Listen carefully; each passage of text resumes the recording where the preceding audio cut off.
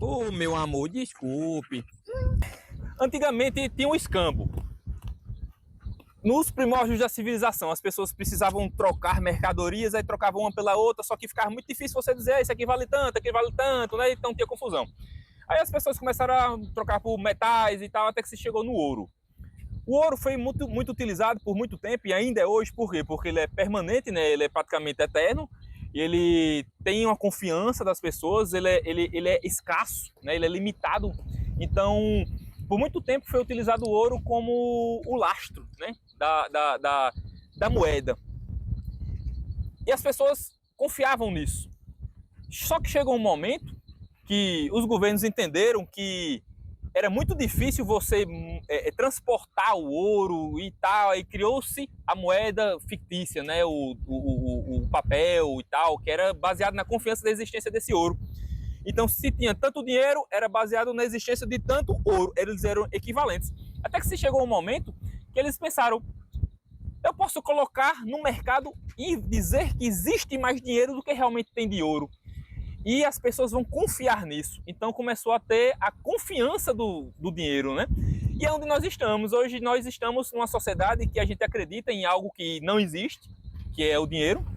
Sim. Foi criado como uma pessoa jurídica, né? Quantas empresas existem hoje, nós realmente acreditamos nelas e elas na verdade não existem, né? São algo que é fictício na nossa mente.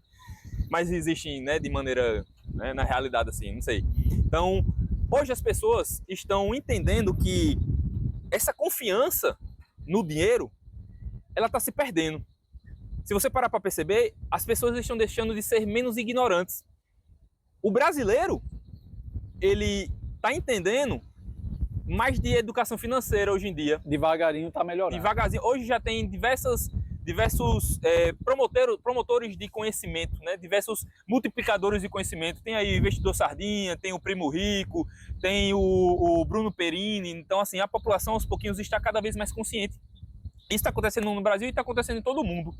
Então, o que é que os economistas que eu acompanho, os cientistas políticos, geopolíticos estão falando? Que a população está cada dia mais próximo de deixar de acreditar no dinheiro. Aí que entra as criptomoedas, principalmente o Bitcoin. Porque enquanto a população está deixando de acreditar no dinheiro, as pessoas estão cada vez mais acreditando mais no Bitcoin. É porque, na verdade, não é que você está deixando de acreditar no dinheiro, você está deixando de acreditar no governo. No governo, justamente, no que o governo faz com isso, com essa ideia, né? Eu vou dar uma ideia assim, nova com relação ao valor da moeda. As pessoas dizem, por que o dólar é uma moeda mundial? Por que não é o real? Por que não é o iene? Por que não é o peso argentino? Por que o dólar? Vamos lá. Para você entender de uma forma geral, imagina que você tem moeda venezuelana. Se você tem moeda venezuelana, o que é que você tem na mão? Nada. Nada. Você tem uma moeda que não vale nada. Por que essa moeda não vale nada? Porque se eu quiser comprar produtos, a Venezuela não produz quase nada para assim, que eu queira trocar, que a população no geral queira. Então, assim, o que é o valor da moeda? O valor da moeda é quem dá valor à moeda. Por que os Estados Unidos têm a moeda mais poderosa do mundo? Porque eles têm um PIB de 26 trilhões de dólares. Isso que é só absurdamente poderoso. Significa dizer que se você tiver $1 na mão, se alguém pagar em dólar, você pode ir nos Estados Unidos e comprar alguma coisa que eles têm produto para trocar aquele dólar por um produto, por um MacBook, por um celular, pelo Windows, por um carro da Tesla. Eles têm produto. E se você tiver uma moeda de lá da Venezuela, você chega na Venezuela, não tem nem comida, a pessoa está passando fome. Então essa moeda vale o quê? Essa moeda vale o que o país vale. E hoje o país mais poderoso do mundo é os Estados Unidos. Por que as pessoas correm muitas vezes para o Bitcoin ou qualquer outra moeda? Porque a confiança no país está caindo. A confiança das pessoas no real cai por quê? Cai porque o governo não está tendo qualquer responsabilidade fiscal, está imprimindo dinheiro, está fazendo dívida, a tendência é o dinheiro começar a valer bem menos, a economia do país não acompanhar a emissão de moeda e o dinheiro que eu tenho na minha mão vira pó e pro lixo. Mas não é o dinheiro que eu não confio no real, eu não confio no governo, eu estou achando que o governo vai fazer merda que vai foder o dinheiro que eu tenho. E se eu tiver Bitcoin? Que governo vai meter a mão? Que governo vai imprimir mais Bitcoin? Esse é o lance. As pessoas querem uma moeda que mantenha o poder de compra delas. Elas têm segurança que elas vão continuar vivendo, pelo menos daquela vida que elas têm, né? Isso, você acordou 5 horas da manhã, foi trabalhar, se ferrou no ônibus, se quebrou para criar valor, para criar condições, fez dinheiro com isso, ou seja, o seu dinheiro é fruto do seu esforço, do seu trabalho, do seu suor. Vai lá o governo, faz uma merda, pega todo o seu esforço e joga no lixo. O que é que você faz? Velho, eu tenho que correr para alguma coisa que me dê segurança. Por isso hoje as criptomoedas estão crescendo tanto. As pessoas estão perdendo a confiança nos governos. Pois é. E se tiver aí uma terceira guerra mundial? E os cientistas políticos estão dizendo que pode acontecer a qualquer momento, né? É possível, é possível. Eu sou da linha de que a história tende a se repetir, de que a história é um excelente elemento de compreensão do futuro, certo? Mas eu acredito que as chances de uma guerra elas não são tão grandes quanto as pessoas falam. Não estou dizendo que não vai acontecer, eu só sou da ideia de que eu acho que não é tão possível, tão provável. Por quê? A gente está numa era comercial. A guerra é comercial. As duas principais potências do mundo, uma com 18 trilhões de dólares de PIB, a outra com 26, 27 trilhões de dólares de PIB, essas duas principais economias, via de regra, elas não querem se enfrentar. Elas não querem, elas vão perder dinheiro, entendeu? Não é interessante para elas. Uma luta entre elas pode fazer com que ambas percam o posto de primeira e segunda colocada, Um confronto entre essas duas economias pode fazer com que as duas economias percam e um terceiro elemento tome o lugar. Não é interessante para eles. Eles preferem brigar comercialmente, entendeu? Então, enquanto essas duas economias elas não tiverem razão para se enfrentar diretamente, ou seja, uma não queira tomar o petróleo da outra, a outra não queira tomar os microchips da outra, eu não vislumbro a terceira guerra mundial. Mas a gente vai continuar tendo diversos conflitos armados locais, como o de Rússia, por exemplo. E essas duas potências, na minha opinião, vão tender a sempre apoiar aquele que vencendo vai ser melhor para ele. Exemplo, se a Rússia se destruir junto com a Ucrânia, quem ganha com isso? Pense, bota aí nos comentários quem você acha que vai ganhar com Rússia e Ucrânia se destruindo, se acabando economicamente. Quem é que mais leva vantagem com isso aí? Então, essa pessoa tenderá a apoiar o país mais fraco para que a guerra dure mais tempo, para que os países se enfraqueçam mais. Essa tendência, velho. O mundo não é feito de pessoas boazinhas, está todo mundo interessado no seu. Você está entendendo? Mas e aí? Existe a possibilidade? Existe. E mesmo que não aconteça, tá tendo um monte de confusão por aí. Sim. Seria uma decisão inteligente você pegar um pouco do seu dinheiro, quem tem, né? Na verdade, porque infelizmente nós vivemos numa situação que muitas pessoas não têm nem o que comer, mas para quem tem, seria uma decisão inteligente pegar um pouquinho daquela reserva lá e colocar em Bitcoin, em criptomoedas. O que você acha? Vamos pensar da seguinte situação. Imagine um conflito mundial e o Bitcoin é a moeda mundial. Se você guardar em Bitcoin, você está salvo. É isso. Porém, como eu já disse, que quem dá valor à moeda são os países que produzem os bens. Se nenhum país quiser, Bitcoin vira lixo. Humilde opinião. Mas os países estão querendo, hein? Os países estão querendo, inclusive, porque isso pode ser elemento de briga comercial no futuro. Beleza? Esse é o segundo ponto. O Bitcoin não tem um país que produz bens e serviços que lastreie ele. Ele tem outra coisa. A questão da confiabilidade e a questão da fuga, na verdade, do olho dos países. O futuro é muito incerto, mas o Bitcoin seria uma boa reserva de valor. O que eu digo hoje, é clichê e é repetitivo, não deixe seus ovos todos numa mesma cesta. Se a cesta cair no chão, você passa fome. Voltando para o papo. O que eu digo não deixe todos os ovos numa cesta só. Se a cesta cair no chão, você vai passar fome. Diversifique. Como é que eu vou fazer para você diversificar? Tenha Bitcoin, tenha uma boa quantidade de Bitcoins. Tenha um pouco de dólar, o dólar ainda é forte. Tenha. Se puder, invista em terrenos. As pessoas costumam não conseguir botar eles no bolso e fugir, roubar eles de você.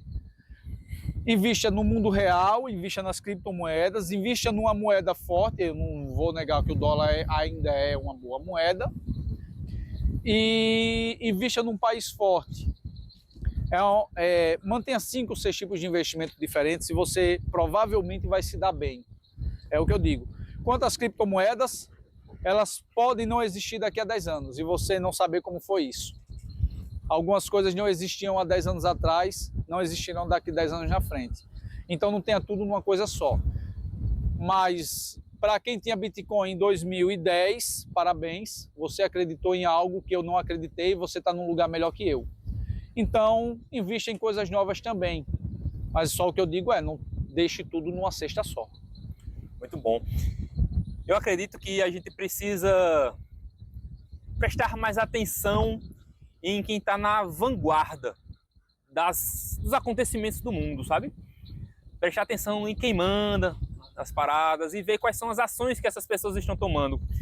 Porque eu acredito que tem gente que estuda todos os dias, o dia todo, para poder tomar decisões melhores do que as que eu tenho capacidade de tomar. Então, eu acho que é uma decisão inteligente a gente olhar quem está tomando as decisões e quem entende, sabe? Você tem hoje Warren Buffett no mercado de ações, você tem Primo Rico, você tem o investidor Sardinha, você tem grandes players do mercado hoje que estão tomando decisões, você tem países comprando Bitcoin.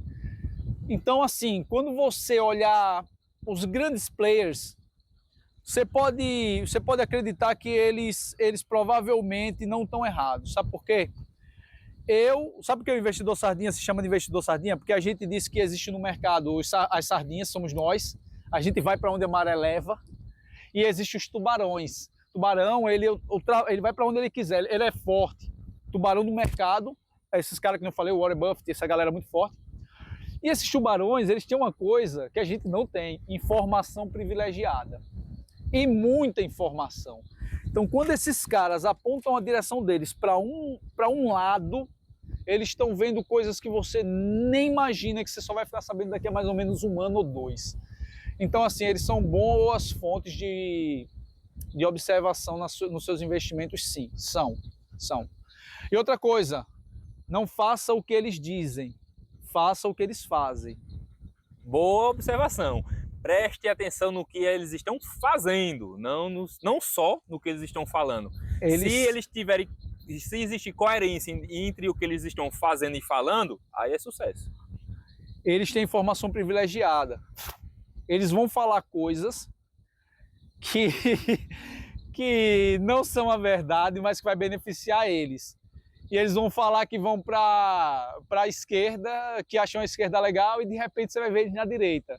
Então faça o que eles fazem e não o que eles dizem. Nem sempre eles vão dizer a verdade, mas eles vão fazer sempre o melhor.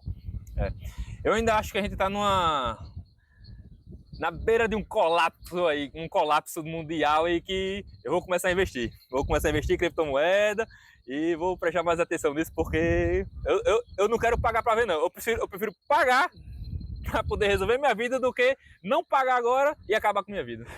Cara, quer que eu lhe diga uma coisa? Eu particularmente, desde já mais ou menos 1 ano e meio, 2 anos, eu venho trabalhando um processo de preparação para o futuro. Infelizmente, eu olho para o futuro do Brasil e eu vejo muita inflação, eu vejo muita desvalorização de moeda, eu vejo alguns problemas econômicos à frente e eu vejo alguns anos de baixo crescimento. Se eu for depender do crescimento do país, para eu ter o meu crescimento, eu vou ficar crescendo muito pouco, eu vou envelhecer. Então hoje eu tenho trabalhado meus investimentos, eu tenho trabalhado minha direção das minhas coisas, eu tenho planejado. Muito importante para quem quer fazer investimento, tem planejamento de longo prazo. Isso, longo prazo é a receita mágica das coisas, né? É a progressão, são os juros compostos, o tempo vai aumentar tudo. Por exemplo, para quase toda mudança de vida real, para quase toda melhoria de vida real, o longo prazo é a resposta, o curto prazo é a mentira. Isso. Toda vez que você vê um cara dizendo assim, passe no concurso com 3 meses de estudo, se torne rico com esse investimento que vai fazer você rico até 2 meses. Cara, tudo de curto prazo é mentira. A única coisa em curto prazo que pode lhe tornar rico é as coisas que podem te matar. Tráfico de drogas, pistolagem, qualquer coisa errada. Tem alto lucro, mas também pode te matar. Se não for errado, se você não tiver descoberto uma coisa que ninguém mais sabe, provavelmente é golpe, provavelmente é mentira. planeje sua vida na casa dos 3 a 5 anos. Não planeje sua vida para daqui a 6 meses. Planejamentos de 6 meses costumam não funcionar muito bem. É isso aí. Então vamos lá. Ter uma inteligência emocional para poder lidar com essas questões de dinheiro, buscar conhecimento, buscar boas referências e acreditar num futuro melhor também é importante, acreditar que sua vida vai melhorar é importante e se arriscar, né? Um pouquinho. Quem não arrisca não petisca. Essa é a realidade. É isso aí. Pode mais fazer símbolos não, pô. A galera diz que os símbolos é tudo negócio de facção.